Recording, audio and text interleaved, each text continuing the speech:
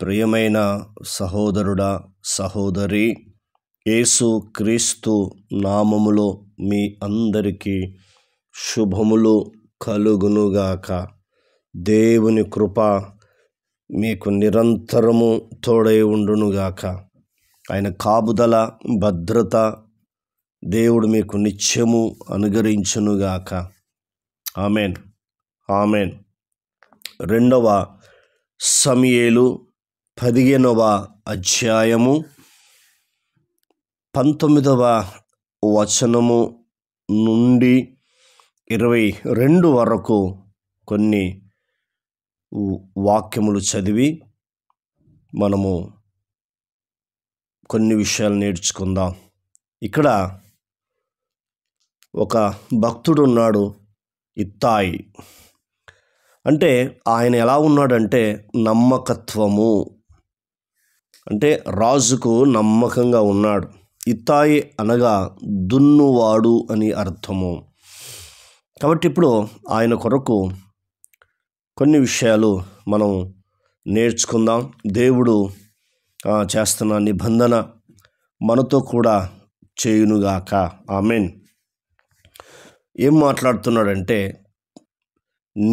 నిన్ననే వచ్చిన నీకు ఎక్కడికి పోదుమో తెలియక ఉన్న మాతో కూడా తిరుగులాట ఎందుకు? నీవు తిరిగి నీ సహోదరులను తోడుకొని పొమ్ము, కృపా సత్యములు నీకు తోడుగా ఉండునుగా కానీ చెప్పగా.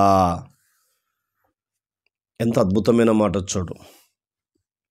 ఏముండయట అంటే, కృపా సత్యములు నీకు తోడుగా ఉండునుగాక అని చెప్పి. దేవుడు అద్భుతమైన దేవుడు కాబట్టి ఆయన నీతో మాట్లాడుతూ ఉన్నాడు. ఇక్కడ దావీదు ఉన్నాడు, ఇత్తాయి ఉన్నాడు. ఈ మాటలు పలుకుతూ ఉన్నాడు. దావీదు గారు పలుకుతూ ఉన్నాడు ఈ మాటలు. ఇప్పుడు ఆయన ఏమంటున్నాడో మనం చూద్దాం.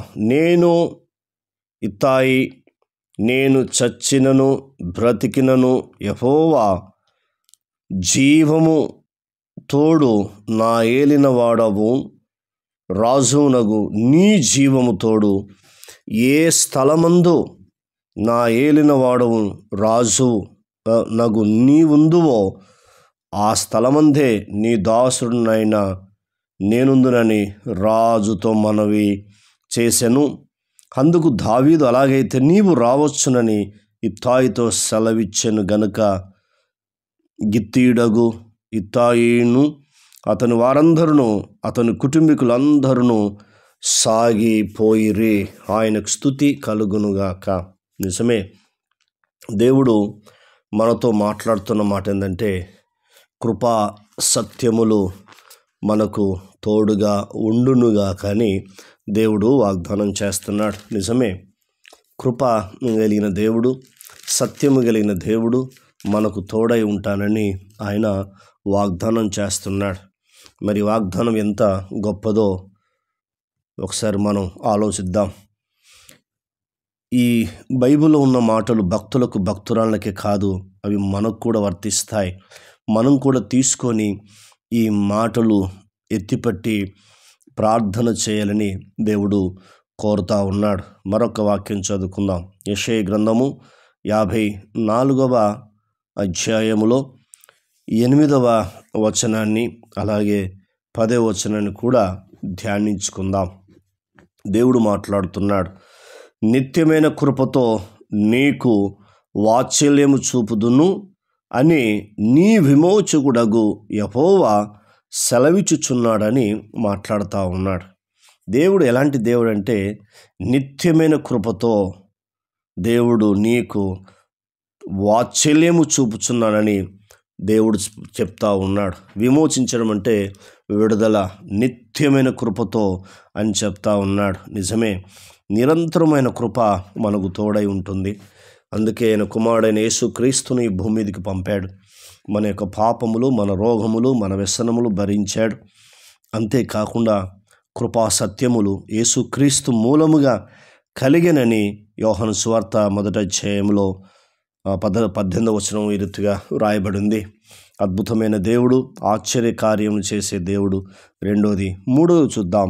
10వ వచనంలో, పర్వతములు తొలగినను మెట్టలు తత్తరిల్లినను నా కృప నిన్ను విడిచిపోదని వాగ్దానం చేస్తున్నాడు దేవుడు. పర్వతాలు తొలగచ్చు, మెట్టలని తత్తరిల్లిపోవచ్చు, కానీ నా కృప నిన్ను విడిచిపోదని దేవుడు వాగ్దానం చేస్తున్నాడు.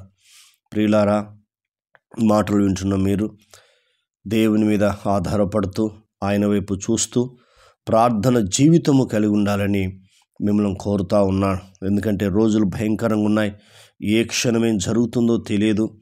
ఏ క్షణం ఎక్కడి నుంచి ఏ ప్రమాదకరమైన వార్త వస్తుందో, అపాయకరమైన వార్త వస్తుందో, ఎక్కడి నుంచి ఏ ప్రళయం వస్తుందో మనకు తెలియదు. కాబట్టి ఆయన రాకడ సమీపంగా ఉన్నది. ఎప్పుడొస్తాడో మనకు తెలియదు, లేదా మనం ఈ లోకాన్ని ఎప్పుడు ముగించుకుంటామో తెలియదు. ఇది మాత్రం రహస్యం, గుర్తుంచుకోండి. టెక్నాలజీ ఇంకా 1000 రెట్లు డెవలప్ అయినా కూడా ఈ రెండు మనకు రహస్యములే. యేసుప్రభు ఎప్పుడు వస్తాడో తెలియదు, మనం ఈ లోకాన్ని ఎప్పుడు ముగించుకుంటామో తెలియదు. కాబట్టి ఆయన పాదాలు పట్టుకొని ఎప్పటికప్పుడు పాపాన్ని ఒప్పుకొని ఆయన రక్తం ద్వారా కడిగి పరిశుద్ధుడిగా పరిశుద్ధురాలుగా ఉంటే దేవునితో వాగ్దానం చేస్తున్నాడు, నా కృప నిన్ను విడిచిపోదంటున్నాడు. ప్రార్థన. కన్న తండ్రి, నీకు స్తోత్రాలు. అమూల్యమైన మాటలు, వాగ్దానంతో కూడిన మాటలు, ఆదరణతో కూడిన మాటలు మీరు మాతో మాట్లాడుతూ వచ్చావు. అందుకే మీ కృతజ్ఞతలు, మీకు స్తుతి మహిమ కలుగును నాకని అడుగుచు ఈ మాటలు దుష్టతకు పోకుండా సహాయం చేయండి. మమ్మల్ని అందరినీ మీ కృపకు అప్పగిస్తున్నాం. వినబోతున్న వారిని అప్పగిస్తున్నాం. మీ దీవెనలు, మీ ఆశీర్వాదాలతో నింపుతారని నమ్ముచు కృతజ్ఞతలు చెల్లిస్తూ యేసు నామములో పొంది ఉన్నాం తండ్రి. ఆమెన్. దేవుడు మనందరిని దీవించి ఆశీర్వదించునుగాక. Amen, amen, amen.